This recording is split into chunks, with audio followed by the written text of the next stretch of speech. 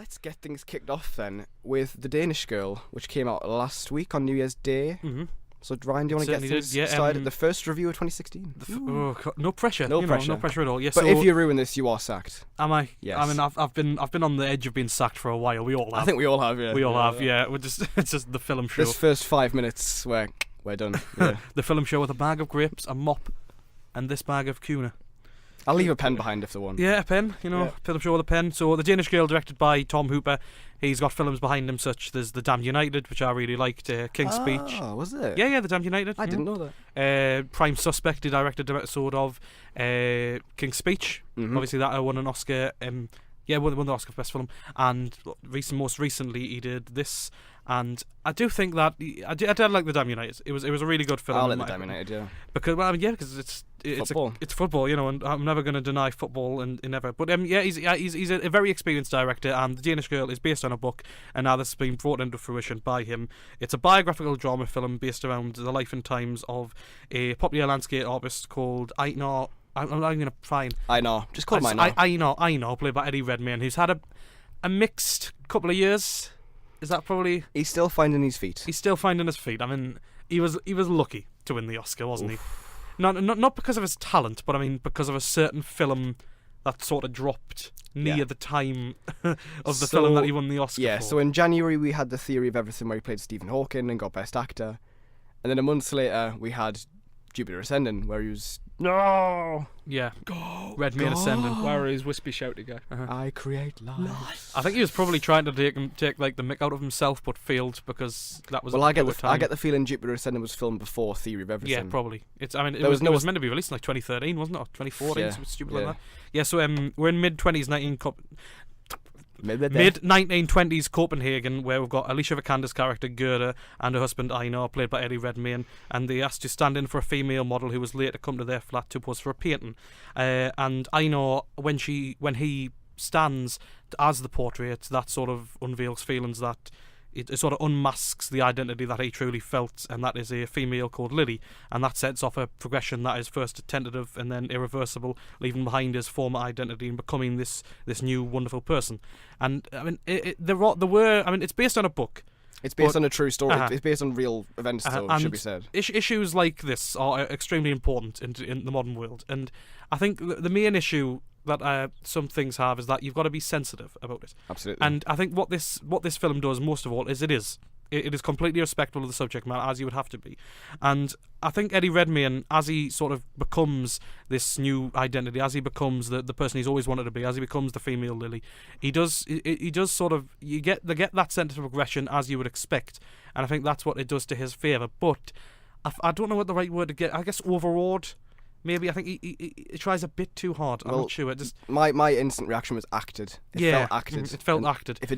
If you can't really get behind it if it feels like acting. Because there was much controversy within the trans community that they didn't cast a trans actor or actress who could have played the role, and that would have been more authentic in a lot of eyes, rather than having Eddie Redmayne come in, who's clearly an actor trying to be something he's not. And I think that's it's justified, that's for sure. And I think on the evidence of this, they probably should have gone with a trans actress, because you really do feel that he is. I mean, you've got the glances and the sort of that shy look away, and you really do feel like it's just an actor trying to play a real life character rather than someone authentically trying to get into the role. And I think that's what hurts it the most. Yeah. Because I did enjoy the story. It was a good watch. And I liked Alicia Vikander because she plays the emotion really well, and I did like how it looked. It's well directed and some great cinematography with it. And I liked the soundtrack by Alexander Desplat, who did The Imitation Game last year as well. But I think just overall the story just wasn't satisfying enough, and it doesn't grip me enough with what the subject matter it had, because it had an incredibly powerful story at the heart of it, but it didn't, for me at least, take the advantage of that fully and sort of capitalise on what it had within it. Because when you've got a cast of the talents that they'd had, because despite Eddie Redmayne's mixed year, he is a very talented young man, and Alicia Vikander obviously we adore. Excellent. And you just got to do more with that, really, I feel, and it just didn't do that, because you were like, well, yeah, my initial feelings afterwards, like, I enjoyed that, but would I recommend it? Probably not, because it didn't capture me in the way I'd expected it to. Okay, well, we'll get more to that. Joe? I mean, yeah, I'm pretty much in the same boat. I mean, I agree. I loved in the film, the best things I like were hands down the cinematography. It's obviously set in Denmark, Denmark. Copenhagen. So it's very inspired by the likes of paintings like Hammershøi and everything. When you look at the framings and in the buildings and everything, it's lovely, beautifully shot. Performance-wise, I would probably say Vikander outclasses Redmayne. I felt more for her character more than what Redmayne was going through. I mean, Redmayne, yeah, you can just kind of tell. It's the glances, isn't it? This is something sort of crucially. Like, there's aspects where I do like. I did kind of fear from when he was dressed up as Lily, but I think as well as that was sometimes the direction. I think there was too many of like the first time he feels the dress and everything. Yeah. That's all fine. The mirror scene, that's fine, fantastic. I mean, it goes beyond a normal conservative way they would do this type of film, which is great. But I think it does it like way too much, and I think it kind of abuses these glances and the feelings and all that. I mean, I understand obviously for the time, somebody doing. I mean, it was incredible. I mean, it was the first ever example of gender reassignment surgery, and so he does fully become inside and out a woman, which is incredible to see, because that was the first example of that. It was a big risk. It was a massive risk. I mean, medically, and he could have killed him, but.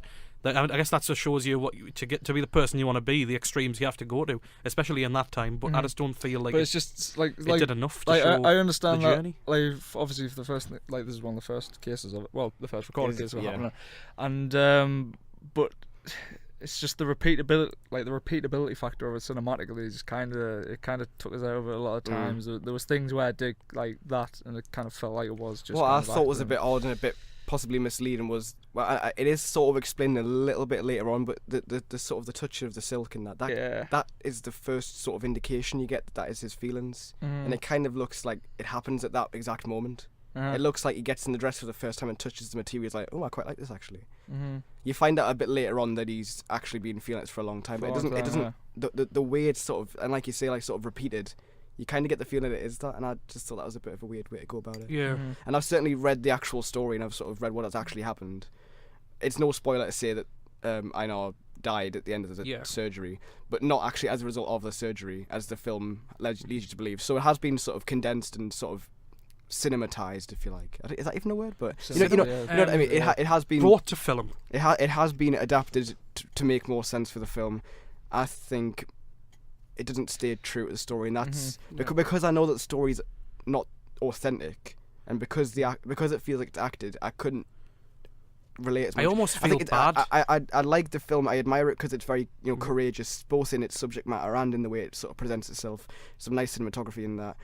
Vikander's brilliant, but I couldn't quite get behind it. I almost feel bad. I'm certainly not going to not recommend it though. I'm saying I want people to go make their own mind up, because it's a solid film, but it's just not really. It's one that I wouldn't really watch ever again. No, I almost feel bad for not liking it, because it's such an important story, and it's got the elements. It's got a cast including people like Ben Whishaw and Amber Heard and Matthias Schoenaerts, but I just didn't get into it as much as I was expecting to. I was expecting something really, really good, and it's got something passable. With the penultimate scene, when it's obviously going to happen, because we've said it.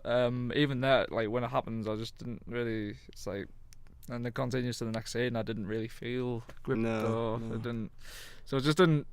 Well, in that sense, I knew what the last shot was going to be because it's in the trailer. And didn't like the last shot. No, I didn't like the last shot. That felt quite Oscar baity, didn't it? Yeah. Like a big emotional beat to send us home. I don't like that. We've got a lot of poor final shots in this show.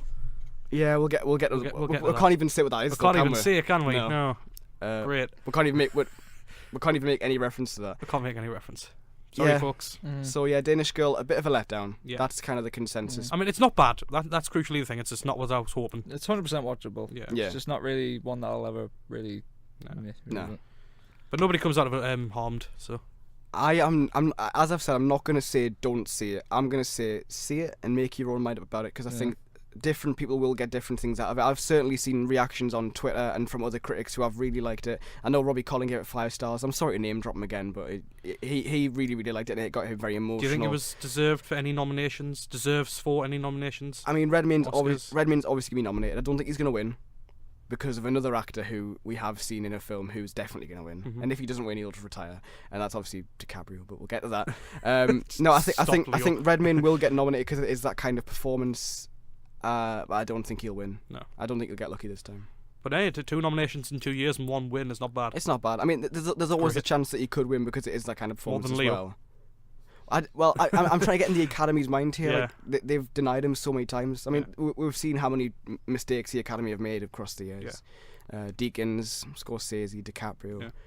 So who knows? But it's possible. Maybe cinematography, probably director, maybe. Just because of the way it works. It literally what we think isn't what we did our awards last week, and ours don't match up with the Academy. So it's a flawed system. That's an argument for another day. But yeah, I recommend it. But Ryan, nah, I can't recommend it. I think there's stronger films out right now, to be honest. Possibly, Joe. I'd probably recommend other films, yeah. But if it's, I'd still say if you want to say it, why not? I mean, it's better than others.